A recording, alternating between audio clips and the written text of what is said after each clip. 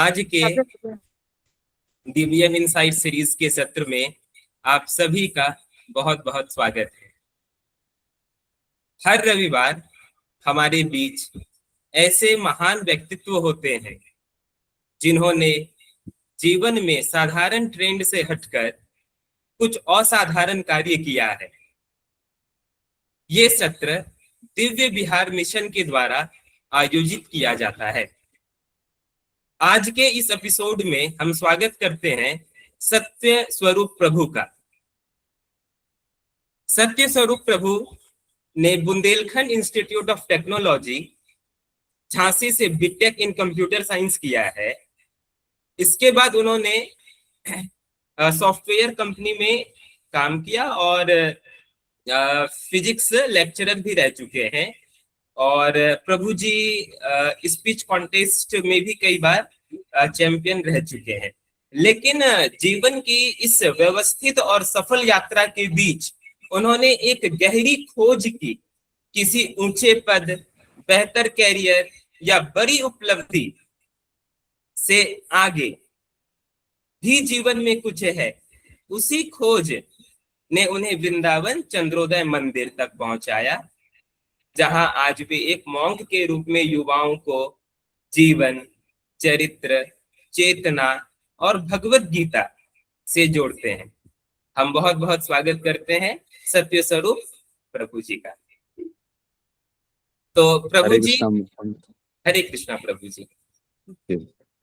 तो आज के सत्र की शुरुआत हम लोग आपकी जो लाइफ की जर्नी रही है, बचपन से जो आपने इंजीनियरिंग की पढ़ाई की, बाद में जॉब किया और अभी आप इस्कॉन के साथ साधु हैं, तो किस प्रकार की आपकी ये यात्रा रही है? मैं इसको शॉर्ट में बताने की, कम से कम शब्दों में बताने का प्रयास करूंगा, क्योंकि जैसा हमने डिस्कस किया था, बहुत सारी चीजें हैं जो हम आपके साथ साझा करना चाहेंगे। तो मैं रहने वाला कानपुर नगर का हूँ, उत्तर प्रदेश से, और मैं साधारण बैकग्राउंड से हूँ, जैसे सारी चीजें होती हैं, मीन्स हर एक साधारण व्यक्ति के जीवन में होता है। तो मैंने स्कूल की पढ़ाई करी। स्कूल की पढ़ाई करते समय मुझे पता नहीं था कि मुझे आगे जाके क्या करना है, लेकिन अधिकतर लोग इंजीनियरिंग की तैयारी कर रहे हैं। मेरे आसपास के लोग सब इंजीनियर बनना चाहते थे, तो सबने सोचा साइंस में पढ़ने में अच्छा है तो चलो इंजीनियरिंग कर लेंगे। तो और क्योंकि मुझे भी इतना विवेक नहीं था, इसलिए मैंने भी जैसा सब लोग कर रहे हैं वैसा करना शुरू किया।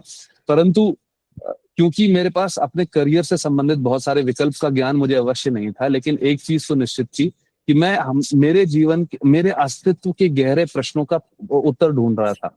और मुझे ऐसा लगता था कि शिक्षा एक ऐसा मार्ग है जो मेरे अस्तित्व के, इस पूरे ब्रह्मांड की उत्पत्ति के पीछे जो कारण है, उन सब चीजों का उत्तर मुझे दे सकती है। इसलिए मैं जैसा जैसा मेरे बड़े और मेरे शिक्षक लोग मुझे बताते गए, मैं वैसा करता रहा। तो ऐसे ही स्कूल खत्म करने के बाद जब मैं कॉलेज में पढ़ रहा था, तो कॉलेज में पढ़ते समय मैं एक भगवत गीता के ऐसे ही सत्र में, ऑनलाइन नहीं बल्कि वो ऑफलाइन हो रहा था, मैं उसमें बैठा था। और उस सत्र में मुझे इस चीज का अनुभव हुआ कि जिन प्रश्नों का उत्तर मैं इस उम्मीद में ढूंढ रहा था कि शायद स्कूल की पढ़ाई या कॉलेज की पढ़ाई में इन प्रश्नों के उत्तर मुझे मिलेंगे और मुझे अभी तक नहीं मिले थे, उन सारे प्रश्नों के उत्तर मुझे यह महसूस होने लगा कि भगवत गीता में उन सभी प्रश्नों के उत्तर हैं। इसलिए मेरी रुचि भगवत गीता की ओर बढ़ गई। जब मैंने वो सत्र, उसमें उसका भाग बना था मैं, तो उस सत्र में मुझे ये भी अनुभव हुआ, मैंने अपने ही जीवन को पीछे मुड़ के देखा तो मुझे ये एहसास हुआ कि मैं जब स्कूल में विद्यार्थी के रूप में अपनी साइंस की किताबें पढ़ने का प्रयास करता था, तो मेरा उद्देश्य ये नहीं हुआ करता था कि मैं अपने एग्जाम में सबसे अच्छे नंबर लेके आऊं। मेरा उद्देश्य हुआ करता था कि मैं सारी चीजों को जानना चाहता हूं। मैं ये जानना चाहता हूं कि मैं क्यों अस्तित्व में आया हूं, और कोई भी व्यक्ति क्यों अस्तित्व में आया है, पूरा ब्रह्मांड क्यों अस्तित्व में आया है, सारे ब्रह्मांड में सारी चीजें इतने सुव्यवस्थित हैं, तो इस सुव्यवस्था के पीछे का क्या कारण है, क्या उद्देश्य है। उदाहरण के तौर पे, जैसे कोई व्यक्ति एक कॉलेज में पढ़ता है, तो कॉलेज में भी सारी चीजें सुव्यवस्थित हैं। उस सुव्यवस्था का जो कारण है वो ये कि उसके पीछे एक उद्देश्य है। और वैसे यदि कोई व्यक्ति ऑफिस में अपना जॉब करता है, नौकरी करता है, तो ऑफिस में भी सारी चीजें बहुत अच्छे से व्यवस्थित होती हैं, व्यवस्था के पीछे एक उद्देश्य होता है। तो मैं हमेशा से इस प्रकार के प्रश्न पूछता था कि इस ब्रह्मांड में जो हमें व्यवस्था देखने को मिलती है, जैसे हम सबको वाटर साइकिल पता है कि कैसे समुद्र से पानी बादल बन के उड़ता है, भाप बन के उड़ता है और बादल बनते हैं धूप के कारण। फिर वो बादल बन करके धरती पे और पहाड़ों पे जाकर के बरसते हैं और पहाड़ों में ग्लेशियर बन करके स्टोर हो जाते हैं और फिर वो ग्लेशियर धीरे धीरे पिघल के नदियों के माध्यम से, इस प्रकार से हर जगह हम देखते हैं। तो सुव्यवस्था, ऐसे बहुत सारे प्रश्न थे। तो इन प्रश्नों के उत्तर मुझे साइंस में नहीं, रेगुलर जो पढ़ाई है हमारी उसमें नहीं मिले, लेकिन भगवत गीता में मुझे इन प्रश्नों के उत्तर जब मिले तो मेरी उसमें रुचि बढ़ी और मुझे यह एहसास हुआ कि मैं पढ़ाई तो इस उद्देश्य से कर रहा था कि मुझे इन सभी प्रश्नों के उत्तर मिले, लेकिन मुझे एहसास ही नहीं हुआ, मेरी पूरी पढ़ाई का उद्देश्य ये हो गया कि 10th में कम से कम 90% नंबर ले आए, 12th में भी इतने परसेंट नंबर आ जाए, फिर एक कॉम्पिटेटिव एग्जाम में निकल जाए, किसी कॉलेज में एडमिशन हो जाए। तो मुझे यह एहसास हुआ कि उद्देश्य था ज्ञान की प्राप्ति, लेकिन कहीं ना कहीं कंपटीशन में ही इधर उधर भटकते हुए मैं उस उद्देश्य को भूल गया और मुझे इस भगवत गीता के सत्र में मुझे उस उद्देश्य की फिर से मुझे याद आई। और फिर उसके उपरांत, क्योंकि मैंने पढ़ाई ऐसी की थी, मैं पढ़ रहा था उस समय, तो मैंने उस पढ़ाई के ही कारण, जो व्यवस्था थी मेरे जीवन में, उसी के कारण मैंने अपना कुछ समय जॉब किया। मैं पहले सॉफ्टवेयर इंजीनियर था नोएडा में एक कंपनी में, जिसके उपरांत क्योंकि मैं अपने जीवन में जो ज्यादा महत्वपूर्ण है, जो महत्वपूर्ण कार्य मुझे करना चाहिए, मैं उसको ढूंढ रहा था। तो वो खोज मुझे मेरी पहली जॉब को छोड़ के दूसरी, पूरी तरीके से दूसरे स्वभाव की करियर में लेके गई, जो था फिटजी में फिजिक्स पढ़ाना। तो उस समय भी मैं कॉम्पिटिटिव एग्जाम्स की तैयारी कराता था, बच्चों को फिजिक्स पढ़ाता था, लेकिन मुझे एहसास हुआ कि बच्चों को फिजिक्स से ज्यादा जरूरत भगवत गीता की है, जिसके उपरांत मैंने यह फैसला लिया कि अब मैं भगवत गीता को पढ़ाऊंगा तो शायद मैं बच्चों का ज्यादा भला कर पाऊंगा, बजाय इसके कि अगर मैं उनको सिर्फ फिजिक्स पढ़ाता रहूं।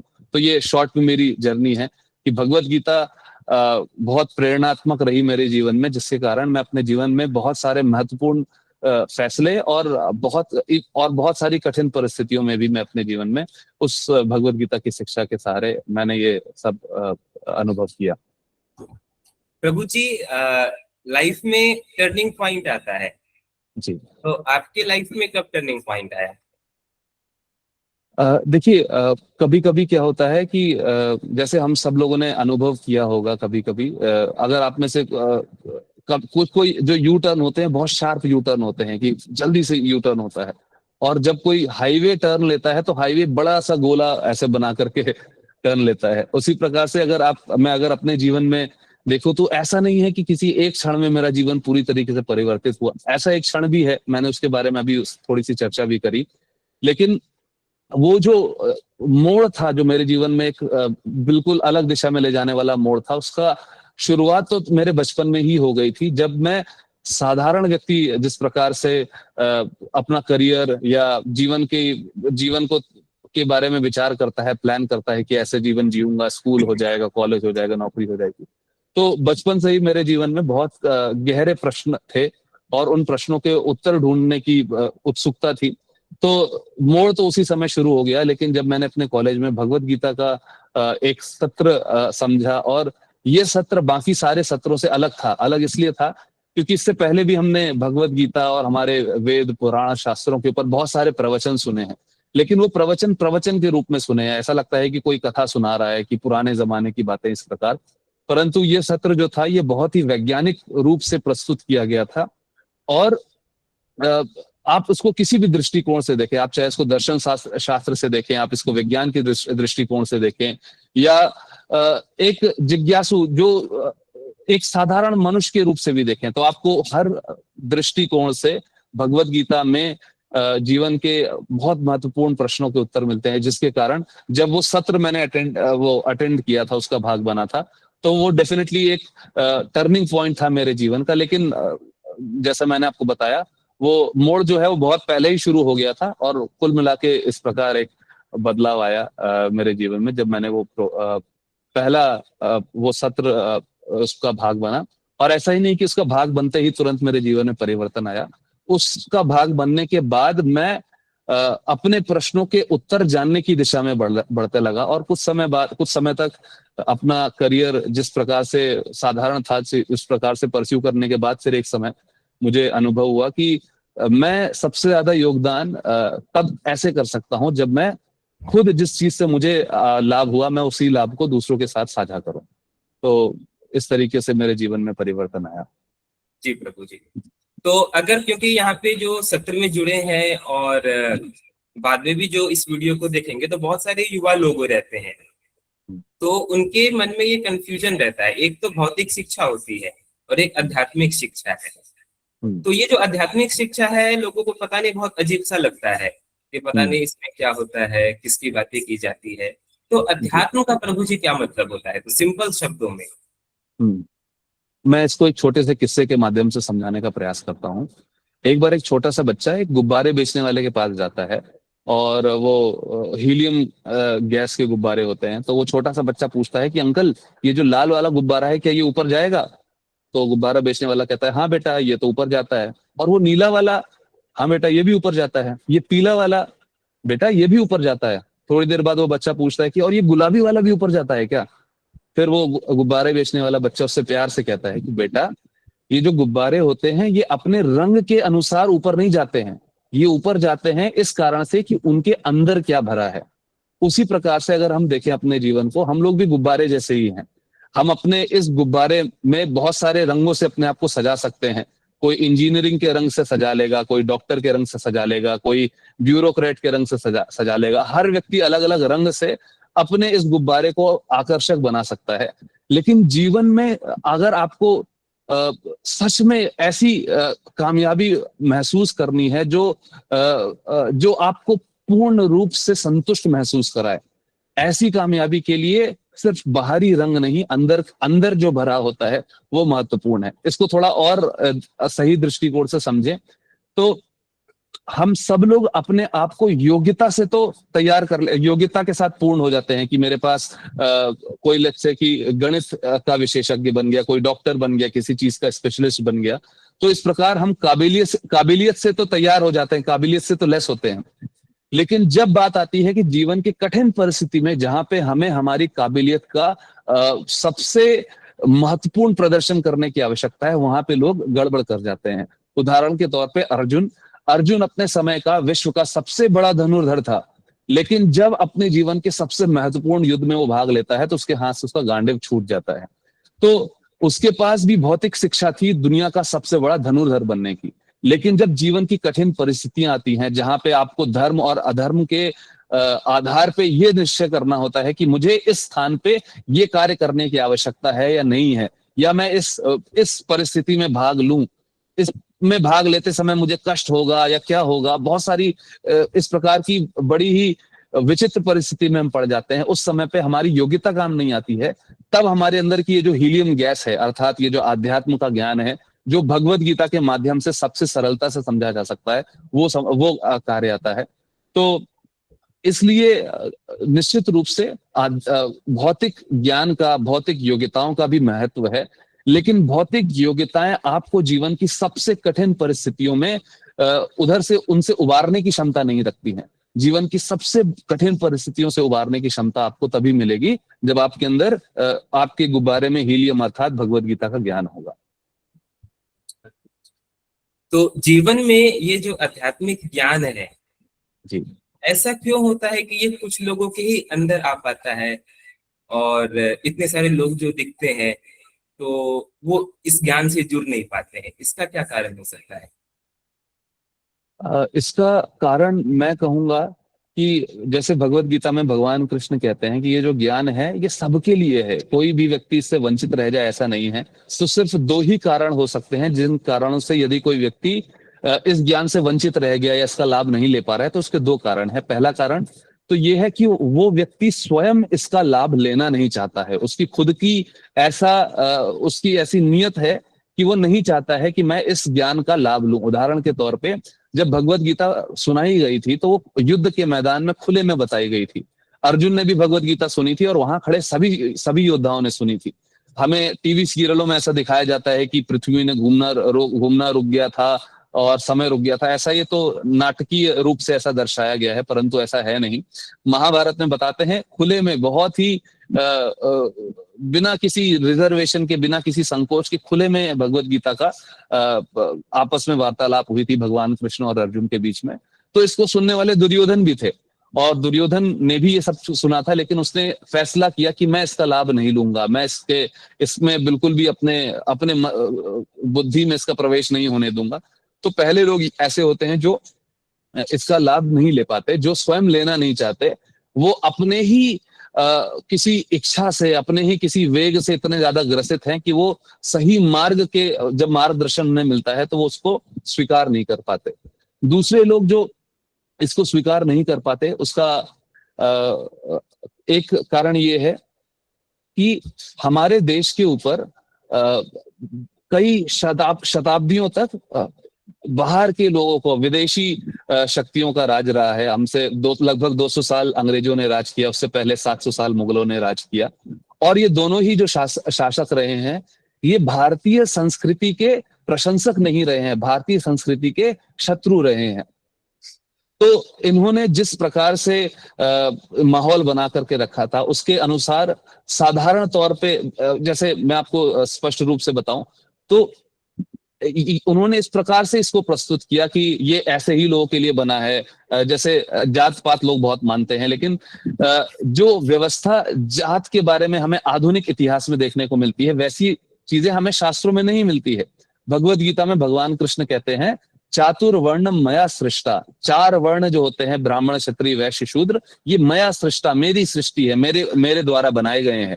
लेकिन किस आधार पे बनाए गए हैं? जन्म जात विभागशः नहीं बोला है भगवान ने। भगवान कहते हैं गुण कर्म विभागशः, जिसके अंदर जैसे गुण है, जैसे उसने कर्म यानी ट्रेनिंग ली है, उसके अनुसार वो व्यक्ति ब्राह्मण क्षत्रिय वैश्य शूद्र में आता है। लेकिन जब हम कई शताब्दियों तक मुगलों और अंग्रेजों के अधीन रहे, तो उन्होंने हमारी ही संस्कृति को इस प्रकार से प्रस्तुत किया कि सिर्फ ब्राह्मणों का अधिकार है और वो जात जन्म के अनुसार ऐसा होता है। तो हम एक तरीके से ऐसे कह सकते हैं कि पहले वो लोग भगवत गीता के ज्ञान को, आध्यात्मिक ज्ञान को नहीं समझ सकते, जिनके अंदर इच्छा नहीं है। वे अपने ही डिजायर्स, अपनी ही इच्छाओं से इतने ज्यादा ग्रस्त हैं कि वे सही मार्गदर्शन चाहते नहीं हैं। दूसरे लोग जो इस प्रकार के बाहरी इन्फ्लुएंस का शिकार बन गए हैं, और हमारा जो वर्तमान शिक्षा प्रणाली है, वो शिक्षा प्रणाली भी 100% अंग्रेजों की द्वारा दी हुई शिक्षा प्रणाली से ही प्रभावित है। तो इसी कारण, इन दोनों प्रभाव के कारण, स्वयं के बहुत तीव्र इच्छा और बाहरी दूसरे लोगों के माध्यम से जब हमारी ही संस्कृति को गलत रूप से प्रस्तुत किया गया, जिसके कारण लोग उससे अपना दूरी बनाने लग गए। तो इन दोनों के कारण ही लोग जो हैं इस आध्यात्मिक ज्ञान से वंचित रह सकते हैं। अन्यथा भगवान कृष्ण भगवत गीता में स्पष्ट कहते हैं कि कोई भी व्यक्ति बिना किसी बाधा के, किसी भी बैकग्राउंड से हो, उसका कैसा भी भूतकाल रहा हो, कोई भी व्यक्ति इस पूरे ज्ञान को ले सकता है, स्वीकार कर सकता है, अपने जीवन में अप्लाई करके उसका लाभ ले सकता है। तो प्रभु जी, आज अंतरराष्ट्रीय योग दिवस है, बहुत ही खास दिन है। तो अब थोड़े भगवत गीता के अगर हम लोग अंदर में प्रवेश करें जी, तो योग का मतलब आज लोगों को लगता है जो बाहरी क्रिया है जी, आसन और प्राणायाम की जो बाहरी क्रिया है, लोग योग केवल उसको समझते हैं। तो भगवत गीता के अनुसार योग क्या है और योग कितने प्रकार के बताए गए हैं भगवत गीता में? ठीक है। तो सबसे पहली चीज हमें ये ध्यान रखनी है कि ये जो शब्द योग है, ये हमारे वैदिक शास्त्रों में अनेक जगह आता है। लेकिन अगर पूरे वैदिक शास्त्रों में जो भी योग का अर्थ है, उसको पूर्ण रूप से एक तरीके से उसका सारांश निकाल के अगर कहीं बताया गया है, तो वो भगवत गीता है। तो हम ऐसे भी समझ सकते हैं कि अगर किसी व्यक्ति को योग का अर्थ समझना है, तो भगवत गीता से उत्तम स्थान कहीं और हो नहीं सकता जहां पे वो योग का अर्थ समझे। तो अब योग, भगवत गीता में भगवान कृष्ण क्या बताते हैं योग के बारे में, वो हम बात करते हैं। लेकिन उससे पहले हम समझते हैं कि आजकल के समय पे जो धारणा है लोगों की योग के बारे में, वो कितनी गलत है। तो एक समय था जब लोगों को लगता था कि योग का अर्थ होता है कि हम प्राणायाम कर लें, आसन कर लें, ये सारी चीजें। लेकिन आज के वर्तमान ये सारी चीजें बाहरी हैं। हम अपने शरीर को तंदुरुस्त रखना चाहते हैं, हम थोड़ा मन को भी शांत रखना चाहते हैं, हमारे हमारे शरीर के घुटने और जो भी जोड़ हैं वो सब चलते फिरते रहें। लोग सोचते हैं ये योग है। लेकिन आजकल जो योग की परिभाषा है वो इससे भी ज्यादा विकृत हो चुकी है। कैसे हो चुकी है? क्योंकि आज योग दिवस है, तो आप लोगों ने भी ऐसे बहुत सारे लोगों को देखा होगा, मैंने भी आज कई लोगों को देखा है जो साल में कभी योग नहीं करते हैं, लेकिन आज के दिन उनके अंदर का योगी जाग जाएगा। वो किसी पार्क में जाएंगे अपना योगा मैट लेकर के, और साथ में अपना फोन लेकर के जाएंगे, तो वो कुछ कुछ आसन करेंगे, फोटो खिंचवाएंगे अपनी, और उसको सोशल मीडिया में डालेंगे। तो योग का एक असली अर्थ है जो भगवत गीता में बताया गया है, लोगों को उसके बारे में ज्ञान नहीं है। लेकिन फिर एक प्रचलित अर्थ है जिसको लोगों को लगता है कि हम इस अवस्था में बैठे, उस अवस्था में खड़े हों, सांस अंदर लें बाहर लें, इस श्वास की एक्सरसाइज को, बैठने की पोस्चर को, खड़े होने के पोस्चर को, इसको लोग योग समझते हैं। लेकिन आज के वर्तमान समय में इसकी जो परिभाषा है उसका अर्थ और भी नीचे लाया जा चुका है। लोग समझते हैं कि सोशल मीडिया में इस प्रकार से अवस्था लेकर के फोटो डालने को ही लोग योग समझने लग गए हैं। तो इस प्रकार से आजकल के समय पे जो योग की असल परिभाषा है वो विकृत होती चली जा रही है। अब हम बात करते हैं कि क्या नहीं है योग का अर्थ, वो हमने समझा। अब हम बात करते हैं कि भगवत गीता में योग किस प्रकार से भगवान कृष्ण समझाते हैं। सबसे पहले भगवत गीता के 6ठे अध्याय में भगवान कृष्ण एक बहुत महत्वपूर्ण बात बताते हैं। वो ये कहते हैं कि एक व्यक्ति को हर परिस्थिति में योगी बनने की आवश्यकता है। क्यों? क्योंकि भगवान कृष्ण बताते हैं एक योगी जो होता है वो एक कर्मी से, एक ज्ञानी से और एक तपस्वी से, तीनों से बेहतर होता है। इसलिए वो अर्जुन से कहते हैं कि हे अर्जुन, तुम्हें हर अवस्था में एक योगी बनने का प्रयास करना चाहिए। अब हम बात करते हैं योग का महत्व, तो भगवान कृष्ण बता रहे हैं। अब हम बात करते हैं योग क्या होता है, उसके कितने प्रकार होते हैं। तो योग बहुत सरल सा होता है। आप सब लोगों ने स्कूल में इस प्रकार के प्रश्न जरूर इसका सॉल्यूशन निकालने का प्रयास किया होगा कि जैसे मैं जब छोटा था तो एक प्रश्न आता था, इन संख्याओं का योग बताइए। योग का अर्थ सिंपल होता है एडिशन, इन सभी संख्याओं को जोड़ के बताइए कि क्या संख्या आ रही है। तो योग का सबसे सरल अर्थ है एडिशन, उसको जोड़ना। अब जब हम बात करते हैं जोड़ना, तो अगला प्रश्न आता है किसको किससे जोड़ना, क्योंकि हम कम से कम दो वस्तुओं को तो जोड़ेंगे। तो योग का सरल, सबसे सरल और स्पष्ट अर्थ है कि आत्मा जो हमारी असली पहचान है, आत्मा का भगवान के साथ जुड़ना, इसे कहते हैं योग। अब भगवान के साथ जुड़ने का अर्थ ये नहीं कि आत्मा भगवान को ऐसे छू रही है। जुड़ने का अर्थ है भगवान भी एक चेतना है, हम भी एक चेतना है। हमारी चेतना जो है वो इस शरीर के अंदर, मेरी जो चेतना है वो मेरे इस शरीर के अंदर फैली हुई है, आपकी चेतना आपके शरीर के अंदर फैली हुई है। मेरे शरीर में कहीं दर्द होगा, उसका अनुभव मुझे हो जाएगा, क्योंकि मैं जो आत्मा हूं वो इस शरीर में अपनी चेतना फैला करके अब उसके बारे में चेतना है, उसके अंदर वो अवेयरनेस है। और आपके शरीर के अंदर जो चेतना फैली है उसको आपके शरीर की अवेयरनेस है।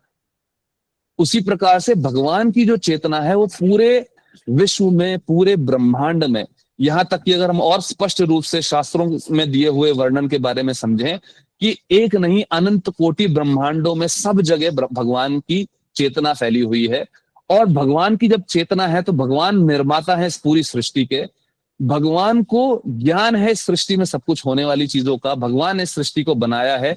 तो भगवान का एक इंटेंशन, एक उद्देश्य होगा इस पूरी सृष्टि के रचना के पीछे। तो जब मैं एक आत्मा जिसका लक्षण एक चेतना है, मैं अपनी चेतना से भगवान की चेतना, भगवान के उद्देश्य को जानने का प्रयास करता हूं और उस उद्देश्य के अनुसार अपना जीवन ढालता हूं, इसे कहते हैं योग। तो यहाँ पे ध्यान देने वाली बात है, आत्मा और भगवान का जुड़ना, इसे कहा जाता है योग। और ये जुड़ना दो वस्तुओं के एक दूसरे का स्पर्श करने जैसा नहीं है।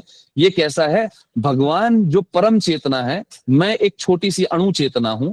इस छोटी सी अणु चेतना जब भगवान परम चेतना के उद्देश्य के साथ मैं अपना उद्देश्य मिला लेता हूं, मैं अपना जीवन का लक्ष्य उस उद्देश्य को बना लेता हूं जो भगवान का लक्ष्य है पूरी सृष्टि के पीछे, तब मैं एक योगी कहलाता हूं। इसको थोड़ा और सरल भाषा में हम समझने का प्रयास करते हैं यदि कोई व्यक्ति कहीं जॉब करता है तो जॉब करने वाले व्यक्ति को उसकी जो कंपनी होती है वो बहुत सारी सुविधाएं देती है। किस प्रकार की सुविधाएं देती है? कभी कभी कोई कंपनी जो होती है अपने स्टाफ मेंबर को, अपने यहाँ जो उनके यहाँ कर्मचारी है उसको कैब फैसिलिटी देती है कि उसके घर पे एक कार आ जाएगी, वो बस अपने घर से निकल के कार में बैठ जाएगा और वो कार उसको ऑफिस लेकर के चली जाएगी। जब वो ऑफिस पहुंचेगा तो उसके पास उसका स्थान होगा, उसकी मेज होगी, उसके पास अपना कंप्यूटर होगा, कंप्यूटर में इंटरनेट होगा, ऑफिस वाले उसको स्टेशनरी भी प्रोवाइड कर रहे हैं, नोटबुक, पेन, ऑफिस में ही कैफेटेरिया रखा है, जितनी चाहो उतनी कॉफी पियो, चाय पियो, स्नैक्स ले सकते हो। तो बहुत सारी सुविधाएं होती हैं। आजकल के ऑफिस में खेल कूद की भी सुविधा होती है, फ्री में आप खेल भी खेल सकते हो। तो आपको ऑफिस आपको इतनी सारी सुविधाएं क्यों दे रहा है? क्योंकि ऑफिस एक अपेक्षा रखता है कि आपका भी एक रोल है, आपकी भी एक जिम्मेदारी है। इस पूरे ऑफिस का जो सेटअप है, बड़ी सी जो संस्थान है, उसके सेटअप में आपका भी एक योगदान करने को है।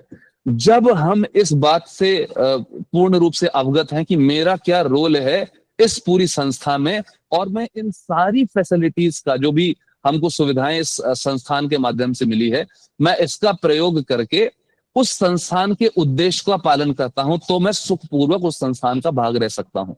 अन्यथा अगर हम विपरीत दिशा में कार्य करें, अर्थात मैं सारे सुविधाएं तो ले रहा हूं लेकिन उन सुविधा का प्रयोग करके मैं संस्थान का उद्देश्य पूरा ना करके अपना कुछ अलग उद्देश्य लेकर के बैठा हूं। मान लीजिए इस्तेमाल मैं कंपनी का कंप्यूटर कर रहा हूं लेकिन मैं अपने खुद की कंपनी खड़ी करने के लिए काम कर रहा हूं, तो ऐसे में जिस कंपनी में मैं काम कर रहा हूं वो मुझे कंपनी निकाल सकती है, मेरे अगेंस्ट मेरे ऊपर कोई कानूनी कार्यवाही भी कर सकती है। उसी प्रकार से जब इस पूरे ब्रह्मांड से हमको इतनी सारी सुविधाएं मिल रही हैं, हमको सांस लेने के लिए हवा मिलती है, हमको पीने के लिए पानी मिलता है। हमने अभी वाटर साइकिल के बारे में डिस्कस किया कि कैसे समुद्र का पानी जो खारा है वो शुद्ध रूप में बादल बन करके उड़ता है, फिर ग्लेशियर्स में स्टोर हो जाता है, माउंटेन्स के ऊपर, पहाड़ों के ऊपर, फिर पहाड़ों के से मिनरल्स लेकर के नदी के रूप में हमारे मनुष्य समाज से बाकी सभी जीव जंतुओं के लिए होकर के निकलता है। हम देखते हैं कि संसार में सब कुछ इतना सुव्यवस्थित है और ये सारी व्यवस्था दिए दे करके हमसे भी कुछ अपेक्षा की जा सकती है सृष्टि के निर्माता द्वारा कि हम भी अपना रोल निभाएं, हम भी अपना कर्तव्य निभाएं। तो जब हम इस प्रकार सोचना शुरू करते हैं कि भगवान हमसे क्या चाहते हैं और उस प्रश्न का उत्तर ढूंढ के, पहली चीज हमें ये प्रश्न करना है, प्रश्न करने के बाद हमें इसका उत्तर ढूंढना है, उत्तर ढूंढने के बाद उसको अपने जीवन में उतारना है। तो जब हम इन तीनों में से किसी एक प्रक्रिया पे, पहली प्रक्रिया पे भी होते हैं तो भी हम योगी बनने के मार्ग पे चलने लग जाते हैं। तो ये अर्थ होता है योगी होने का। तो योग का क्या अर्थ है उसको हमने संक्षिप्त में समझा। अब हम समझते हैं योग कितने प्रकार के होते हैं। तो योग 4 प्रकार के होते हैं। अगर आपको इन चारों के अलावा कोई 5वां प्रकार का योग सुनाई देता है, सुनने में आता है, तो वो इन चारों में से ही किसी एक का दूसरा नाम है और इन चारों के अलावा कोई और योग अस्तित्व में नहीं है। सबसे पहला आता है कर्म योग, जब हम अपने कर्म के माध्यम से भगवान के साथ जुड़ने का प्रयास करते हैं। उसके बाद आता है ज्ञान योग, जब हम सत्य के, जैसा हमने सोचा कि अभी हमने इसके बारे में समझा कि भगवान का एक उद्देश्य है इस पूरी सृष्टि की रचना के पीछे। जब हम उस उद्देश्य के बारे में जानने का प्रयास करते हैं, उसको और विस्तृत रूप से समझते हैं, तो और जब हम जानेंगे तभी हम उस दिशा में आगे कार्य कर पाएंगे। तो इस दिशा में ज्ञान प्राप्त करना ज्ञान योग कहलाता है। तीसरा आता है ध्यान योग। इस ध्यान योग को अनेक रूप से बहुत विधिवत बताया गया है हमारे शास्त्रों में। इस ध्यान योग को हम अष्टांग योग भी कहते हैं। अष्टांग योग का अर्थ है जिसके 8 अंग हैं, अष्ट अंग। तो इसी को हठ योग भी कहते हैं, इसी को ध्यान योग भी कहते हैं, इसी को अष्टांग योग भी कहते हैं। तो आज के समय में जो लोग योग के नाम पे आसन प्राणायाम प्रैक्टिस करते हैं, वो सारी चीजें इस अष्टांग योग यानी 4 प्रकार के योग में से एक योग के 8 अंग हैं। तो ये 8 अंग इस प्रकार हैं: यम नियम, ये कीजिए ये ना कीजिए; आसन, बैठने और खड़े होने की अवस्था; प्राणायाम, अपने श्वास को नियंत्रण करने की जो एक्सरसाइज है। और अधिकतर लोग इन 4 अवस्था के आगे पहुंच ही नहीं पाते, अष्टांग के ये 4 अंग तक ही पहुंचते हैं। इसके आगे आता है प्रत्याहार। जब हम हमारे श्वास को नियंत्रण करना शुरू करते हैं तो हम बाहरी वस्तुओं के ऊपर निर्भर होना कम कर देते हैं। धीरे धीरे हमारी निर्भरता भोजन के ऊपर, पानी के ऊपर, हवा के ऊपर ये कम होने लगती है। इसको कहते हैं प्रत्याहार। और प्रत्याहार की अच्छे से अभ्यास करने के बाद अगली जो परिस्थिति आती है वो होती है धारण, ध्यान, और अंत में समाधि आती है जब हम पूर्ण रूप से भगवान में लीन होते हैं। इसे कहते हैं अष्टांग योग। और चौथा होता है भक्ति योग। भक्ति योग में एक छोटी सी रिक्वायरमेंट होती है, एक छोटी सी चीज की जरूरत होती है जो हमारे अंदर पहले से होनी चाहिए, वो है थोड़ी सी श्रद्धा। अगर हमारे अंदर थोड़ी सी श्रद्धा है और सही मार्गदर्शन है तो हम भक्ति योग का पालन कर सकते हैं। तो ये मैंने संक्षिप्त में प्रयास किया योग क्या है और योग के क्या प्रकार हैं उसको समझाने का। तो प्रभु जी, जैसे आपने बताया कि योग 4 प्रकार के होते हैं, जी और अगर कोई और नाम अगर हम सुनते हैं तो इन जी चारों का ही वो हिस्सा होगा। जी तो यदि किसी व्यक्ति को अपने जीवन में किसी एक मार्ग को चुनना है जी तो वो किस आधार पर उस मार्ग को चुने, और क्या केवल एक मार्ग चुनना आवश्यक है, या कोई व्यक्ति एक से अधिक मार्ग भी चुन सकता है जीवन में आध्यात्मिक प्रगति के लिए? जी। तो आध्यात्मिक प्रगति के लिए सबसे महत्वपूर्ण है कि हम योग का मार्ग चुने। अब योग के मार्ग में हमने समझा कि 4 प्रकार के मार्ग आते हैं। तो इन 4 प्रकार के चारों में से किसी भी मार्ग का अगर हम चयन करते हैं तो हम अंत में एक ही उद्देश्य को प्राप्त करेंगे। सबसे पहली चीज समझने वाली ये है। लेकिन अब हम ये अगर लक्ष्य एक ही है लेकिन 4 अलग अलग मार्ग हैं तो इन चारों में से हम कौन सा चुनेंगे, ये चुनने के लिए हमारे अंदर ये विवेक होना चाहिए कि मेरे लिए सबसे ज्यादा हम कह सकते हैं इफेक्टिव, सबसे ज्यादा प्रभावशाली कौन सा मार्ग होगा। तो हम अगर समझने के प्रयास करें तो हम इसको इस प्रकार से समझते हैं ये चारों योग 4 अलग अलग मार्ग नहीं है, ये एक ही दिशा में बढ़ने वाले मार्ग हैं। वो है भगवान को जानना, उनके उद्देश्य को जानना और उस उद्देश्य के अनुसार अपने जीवन को ढालना। तो अगर हम समझे कि इन सभी योगों में से हम किस योग का चयन करें तो इसको हम समझने के लिए मैं ऐसे समझाने का प्रयास करता हूं। ये 4 अलग अलग मार्ग ना हो करके एक सीढ़ी के 4 अलग अलग फ्लोर्स है। मान लीजिए एक बड़ी सी बिल्डिंग है, उसमें फर्स्ट फ्लोर, ग्राउंड फ्लोर से फर्स्ट फ्लोर पे जाने वाला एक योग, और फर्स्ट फ्लोर से सेकंड फ्लोर पे जाने वाला दूसरा योग, सेकंड से थर्ड, थर्ड से फिर सबसे फाइनल फ्लोर पे जाने वाला एक योग है। तो चारों के चारों योग एक ही दिशा में आपको आध्यात्मिक प्रगति के ऊपर की ओर ही ले जाने का कार्य कर रहे हैं। लेकिन हम किस अवस्था में हैं, हम कौन से फ्लोर पे हैं, ये डिपेंड करता है कि हम कौन से योग का चयन करेंगे। और इसमें पहली चीज हम कौन से योग का चयन करेंगे ये एक है, और दूसरी चीज कौन सा योग सबसे ज्यादा प्रभावशाली है। तो शास्त्रों के अनुसार ये बताया जाता है कि एक व्यक्ति सर्वप्रथम कर्म योग का अभ्यास करना शुरू करता है। जब वो व्यक्ति कर्म योग में निपुण हो जाता है तब वो ज्ञान योग की ओर आगे बढ़ता है, और ज्ञान होने के बाद उसको थ्योरिटिकल नॉलेज हो जाती है भगवान के बारे में, उनके उद्देश्य के बारे में। अब उसको अनुभव करने का जब समय आता है तो वो ध्यान योग की ओर बढ़ता है, और जब वो ध्यान करते करते भगवान का साक्षात्कार कर लेता है तब अंत में उसके पास आखिरी विकल्प बचता है उन भगवान की भक्ति, उनका कार्य करने की।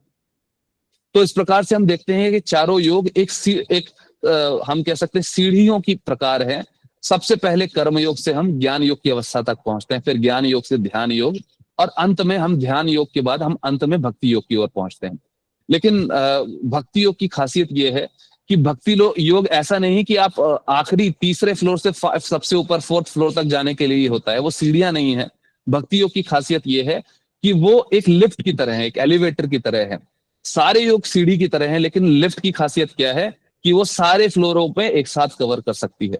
तो ये एक भक्ति योग की एक खासियत ये है कि यदि कोई व्यक्ति ग्राउंड फ्लोर पे भी हो तो भी वो भक्ति योग यानी लिफ्ट के माध्यम से सबसे ऊपर पहुंच सकता है।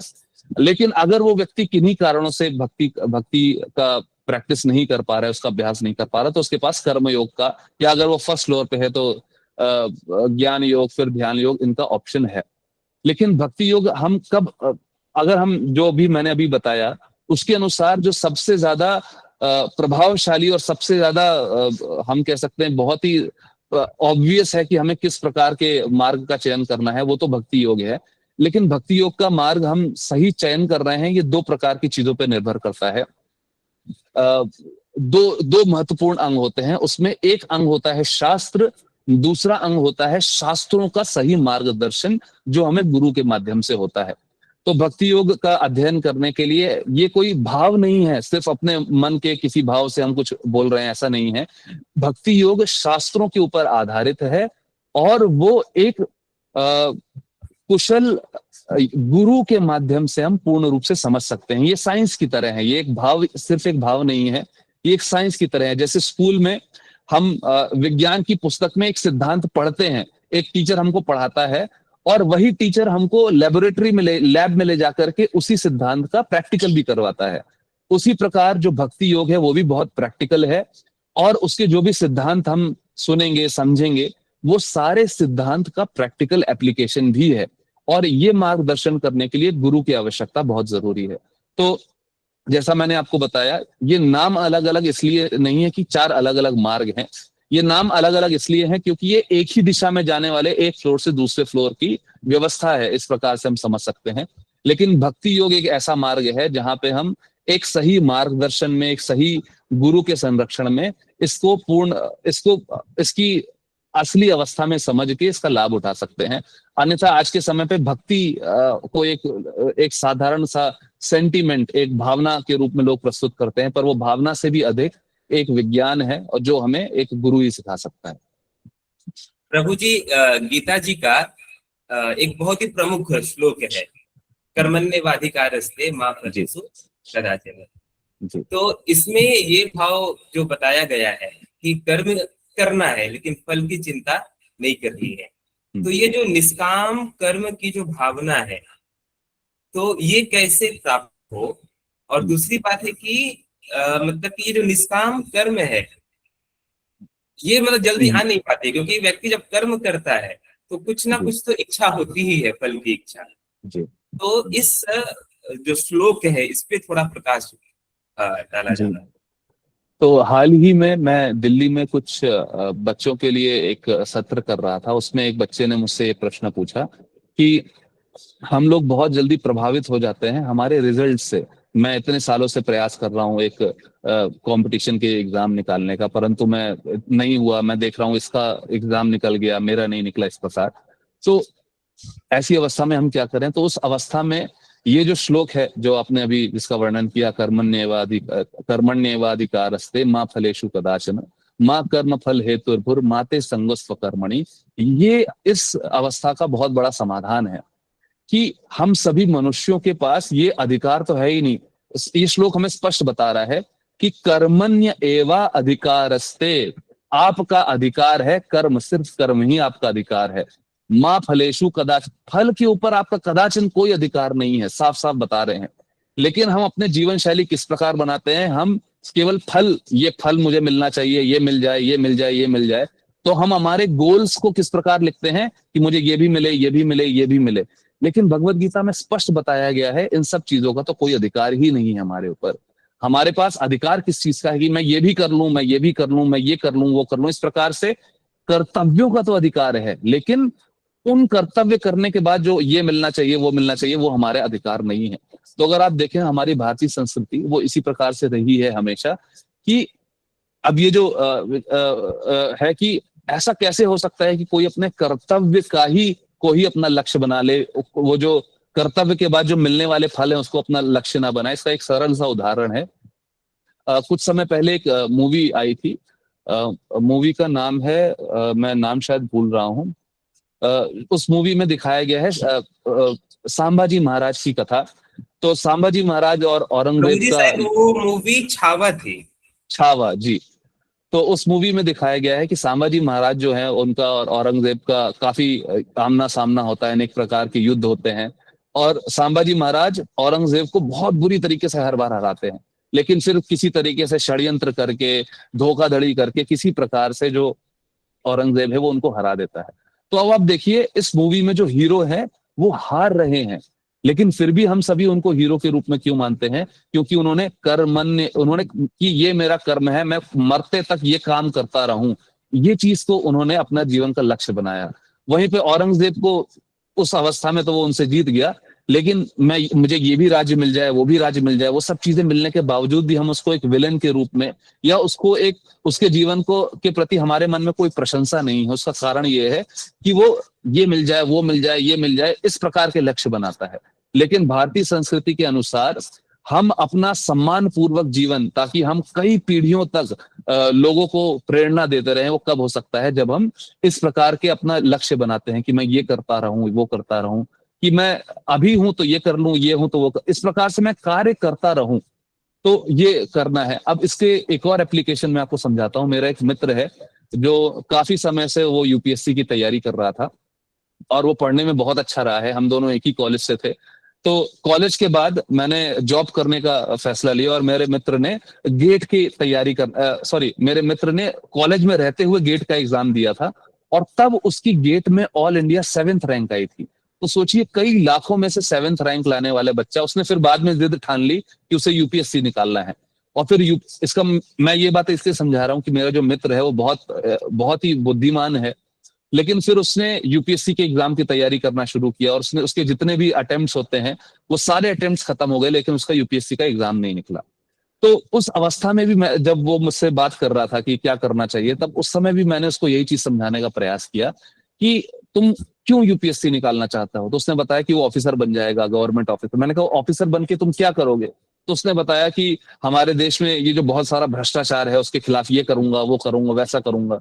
तो मैंने उससे पूछा, ये बताओ कि क्या तुम ऑफिसर बनने के बाद ही ये कार्य कर सकते हो, या बिना ऑफिसर बने भी कार्य कर सकते हो? तो उसने बताया कि ये कार्य तो बिना ऑफिसर बने भी किया जा सकता है। तो मैंने कहा, अब देखो, अगर तुम्हारे जीवन में एग्जाम निकलता है तो भी तुम ये कार्य कर सकते हो, नहीं निकलता है तो भी ये तुम कार्य कर सकते हो। अर्थात अगर कोई व्यक्ति में अपने कर्म को अपना लक्ष्य बना लेता है तो वो अपने जीवन में कभी फेल नहीं हो सकता। लेकिन अगर कोई व्यक्ति की मुझे ये मिलना चाहिए, ये एग्जाम निकल जाए, ये नौकरी मिल जाए, ये कार आ जाए, ये घर आ जाए, अगर इसको अपना लक्ष्य बनाता है तो अपने जीवन में कई बार फेलियर का, असफलता का सामना करेगा। अब ये तो हमने समझा कि कर्म बहुत महत्वपूर्ण है, और हमें अपना लक्ष्य, ये जो प्राप्त करने वाली चीजें हैं, हमें उसको अपना लक्ष्य ना बना करके कर्म को अपना गोल बनाना चाहिए, अपना लक्ष्य बनाना चाहिए कि मैं ये कार्य करता हूं, मरते समय तक मैं ये कार्य कर लूं। इस प्रकार का हमारा लक्ष्य होना चाहिए। अब हम समझते हैं कि हमारा कार्य किस प्रकार से होना चाहिए, और ये कार्य योग कैसे बनता है। तो इसका सबसे उत्तम उदाहरण है हनुमान जी का। हनुमान जी के पास बहुत सारी योग्यताएं हैं। हम हनुमान चालीसा में गाते हैं ना, अष्ट सिद्धि नवनिधि के दाता। तो उनके पास समस्त योग्यताएं हैं, लेकिन वो सारी योग्यताओं का वो प्रयोग किस लिए कर रहे हैं? वो भगवान राम के उद्देश्य के लिए कर रहे हैं। उसी प्रकार से हमारा कर्म जो भी होना चाहिए वो भगवान के उद्देश्य के लिए होना चाहिए। अब यहाँ पे एक हनुमान जी का उदाहरण हमने समझा कि हनुमान जी समुद्र लांग रहे हैं, पहाड़ उठा करके ला रहे हैं, राक्षसों को मार रहे हैं, सब कुछ कर रहे हैं, लेकिन वो भगवान के उद्देश्य के लिए कर रहे हैं। वही चीज अगर हम और साधारण जीवन में देखें, तो जैसे छत्रपति संभाजी जो महाराज है, वो एक क्षत्रिय हैं, एक योद्धा हैं, एक राजा हैं। तो वो अपने क्षत्रिय, एक राजा होने का कर्तव्य निभाएंगे किसके लिए? क्या उससे उनका उनका खुद का लाभ है? नहीं।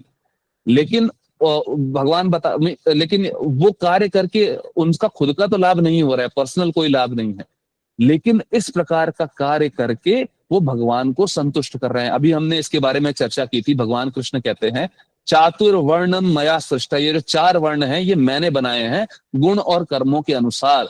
और आगे चल के 18वें श्लोक, 18वें अध्याय में भगवान कृष्ण ये भी बताते हैं कि जब कोई व्यक्ति इन वर्णों के अनुसार अपनी कार्य को पूरी निष्ठा के साथ करता है, चाहे भले उसके लिए उसको बहुत सारे कष्ट का अनुभव करना पड़े, ऐसा व्यक्ति तब जाके योगी बनता है। क्यों? क्योंकि मैं कुछ भी हो जाए ये कार्य कर रहा हूं, और ये कार्य मैं किस अवस्था में रह के करके कर रहा हूं?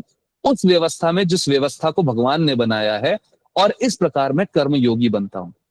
तो यहाँ पे बहुत विशेष चीज है ध्यान देने वाली, कि जब मैं अपने कर्मों को इस उद्देश्य से कर रहा हूं कि मैं मरते तक ये कार्य करूंगा, और ये कार्य इसलिए करा जा रहा है क्योंकि वो भगवान को संतुष्ट कर रहे हैं, तो वो कर्मयोगी हो जाता है।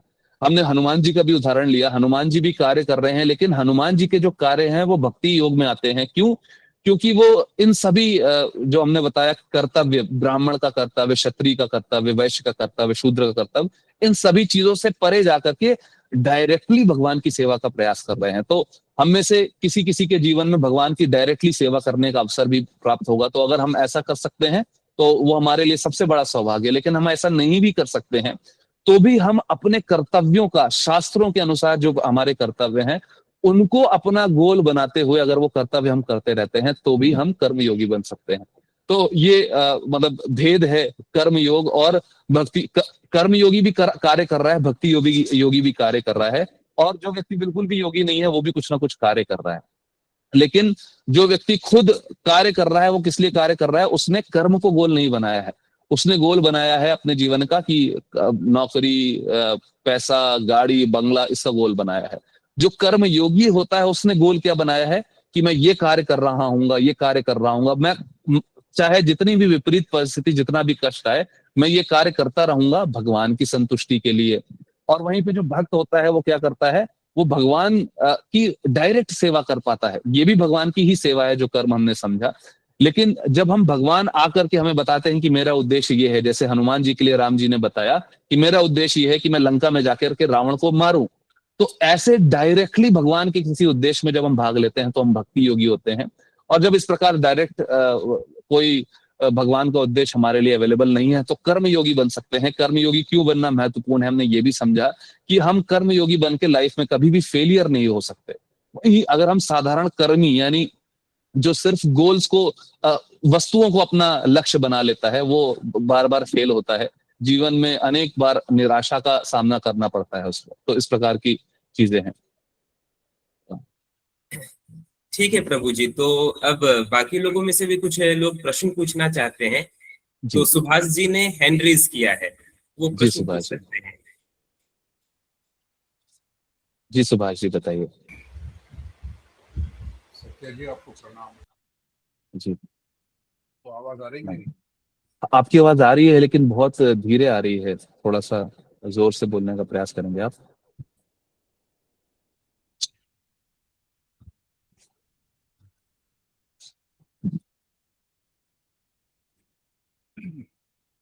मेरा प्रभु के आपसे एक ही निवेदन है कि इस सत्र में हमारे साथ बहुत से नवयुवक हैं।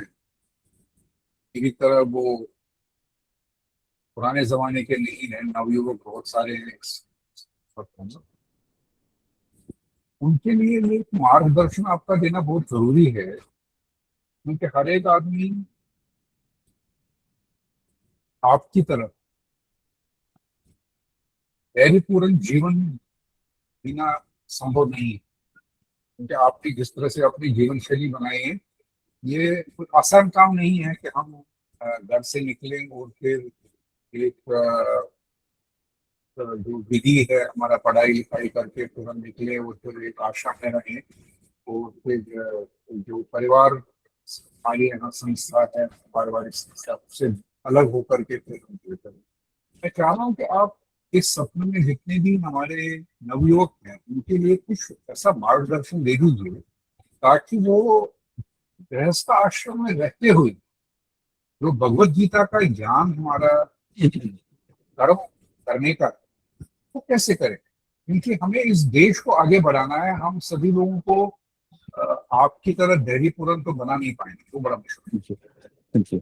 लेकिन जो भी हमारी सामाजिक स्थिति है, जो भी हमारा सामाजिक स्तर है, उसमें हमें एक घर में रहना है, और उस घर में रहने के बाद हमारी बहुत सी लिमिटेशंस हैं। जी मैं समझ गया। लिमिटेशन में हम सात्विक रूप से कैसे रहे, ऐसा कुछ मार्गदर्शन आप हमारे इस सत्र में जितने भी नवयुवक हैं उनके लिए बताइए। आपका मैं हृदय से बहुत आभारी हूँ, क्योंकि आपके दो शहर कानपुर और नोएडा, ये दोनों में छूटे गया हूँ, तो इसलिए आपका और बहुत आभारी हूँ। धन्यवाद। ठीक है, तो देखिए मैं इस प्रश्न को थोड़ा सा, मैं कुछ दूसरे शब्दों का चयन करना चाहूंगा कि ये मैं इसको एक हम कह सकते हैं कि एक लिमिटेशन के रूप में, एक उसके रूप में ना कह करके हम ऐसे समझ सकते हैं कि हर व्यक्ति की अपनी अपनी अपनी अवस्था है। हर व्यक्ति अपने आप में यूनिक है, एक विशेष है। ऐसा नहीं है कि हर व्यक्ति के पास कोई बाधा है, वो अपनी विशेषता, लिमिटेशन ना कह करके उसकी विशेषता मैं कहना चाह रहा हूँ। तो वो इसलिए है, इसको मैं एक उदाहरण से फिर से समझाना चाहूंगा। वो ये है कि जैसे मान लीजिए एक स्कूल में या कॉलेज में एक जो अध्यापक होता है, वो अपने जीवन काल में हजारों बच्चों को पढ़ा चुका होता है, और हजारों बच्चे जो एक टीचर ने पढ़ाए हैं, वो बच्चे उस टीचर से ज्ञान प्राप्त करने के बाद जीवन में अलग अलग जगह उसको अप्लाई कर रहे हैं। जैसे मान लीजिए किसी नर्सरी क्लास का टीचर मान लीजिए, तो उस नर्सरी क्लास ने किसी बच्चे को एबीसीडी सिखाया है, और उस एबीसीडी सीखने के बाद कोई बच्चा डॉक्टर बन रहा है, कोई इंजीनियर बन रहा है, कोई पॉलिटिशियन बन रहा है, कुछ भी बहुत सारी चीजें बन रहा है। हर एक बच्चा उस अध्यापक के ज्ञान से प्रभावित है और उसका लाभ उठा रहा है। लेकिन उन हजारों बच्चों में से शायद एक दो कोई ऐसे बच्चे होंगे जो स्वयं उस अध्यापक से इतनी प्रेरणा लेकर के खुद अध्यापक बनना चाहेंगे। तो ये उस प्रकार है, इसको हम एक लिमिटेशन के रूप में ना देखें, ये एक प्राकृतिक प्रक्रिया है, इस प्रकार से हम समझ सकते हैं कि जब कोई व्यक्ति इस प्रकार से भगवत गीता का अध्ययन करता है और अपने जीवन में उसको उतारने का प्रयास करता है, तो वो निश्चित रूप से किसी ना किसी अध्यापक से सारी चीजें सीख रहा है। और जब कोई व्यक्ति इसको एक अध्यापक के से सीख रहा है, तो इसका ये अर्थ नहीं है कि हर शिष्य को खुद अध्यापक बनना है। उस शिष्य को उस ज्ञान को अपने जीवन में लेकर के अपने क्षेत्र में उसको पूर्ण रूप से अप्लाई करना है। उदाहरण जैसे अर्जुन जो थे, अर्जुन ने जब इस भगवत गीता का ज्ञान लिया तो वो क्षत्रिय धर्म का उन्होंने पालन करते हुए युद्ध लड़ा, युद्ध जीता, और उसके बाद 36 साल तक उन्होंने हस्तिनापुर पे राज किया। तो उसी प्रकार से ये ज्ञान इसी प्रकार ऐसा ही है कि आप हर अवस्था में इसका लाभ उठा करके आप जो भी हैं और बेहतर वो बन सकते हैं। अगर आप एक शिक्षक हैं और अच्छे शिक्षक बन सकते हैं, अगर आप एक समाज सुधारक हैं तो आप और अच्छे समाज सुधारक बन सकते हैं। आप जो भी हैं आप वो चीज और अच्छा बन सकते हैं इस ज्ञान को प्राप्त करके। और ये बहुत ही स्वाभाविक हो जाता है कि ऐसे में से इस प्रकार लाभ लेने वाले कई सारे लोगों में से कुछ लोग ऐसा चयन करते हैं कि मुझे भी इसका शिक्षक बनना है, मैं भी ये ज्ञान और आगे प्रचार करने चाहूंगा। तो वो लोग अपना जीवन इस प्रकार समर्पित कर सकते हैं जिस प्रकार मैंने किया। अब एक और बात यहाँ पे मैं जोड़ना चाहूंगा कि इसका ये अर्थ नहीं है कि जो लोग इस प्रकार इसके शिक्षक, भगवत गीता के शिक्षक नहीं बन रहे हैं, वो इसके में योगदान नहीं दे सकते, ऐसा नहीं है। हम लोग फुल टाइम इसमें योगदान दे सकते हैं, लेकिन आप लोग पार्ट टाइम तो दे ही सकते हैं। और जीवन का सबसे बड़ा लक्ष्य तो यही है। आप जीवन में और कोई भी संपत्ति जोड़ोगे वो कुछ समय की है, एक दो जनरेशन बाद वो भूल जाएंगे, कोई उसको याद नहीं रखेगा। हमारे देश में बड़े बड़े साम्राज्य हुए, बहुत कुछ हुआ, और आज के समय पे उनमें से अधिकतर का अवशेष भी नहीं बचे।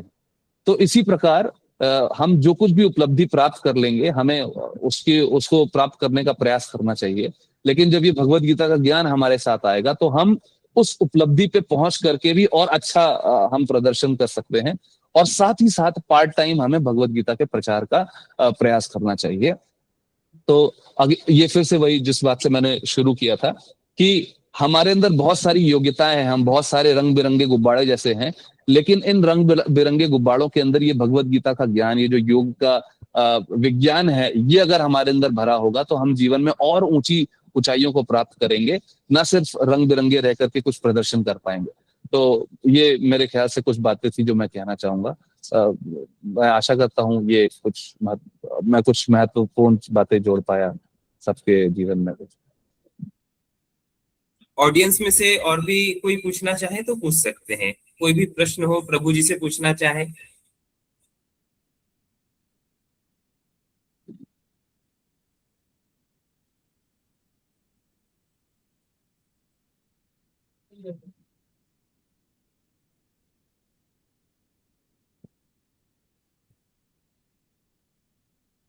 ठीक है, तो यदि अब और कोई प्रश्न नहीं है तो आज के सत्र का समापन हम प्रार्थना से करेंगे।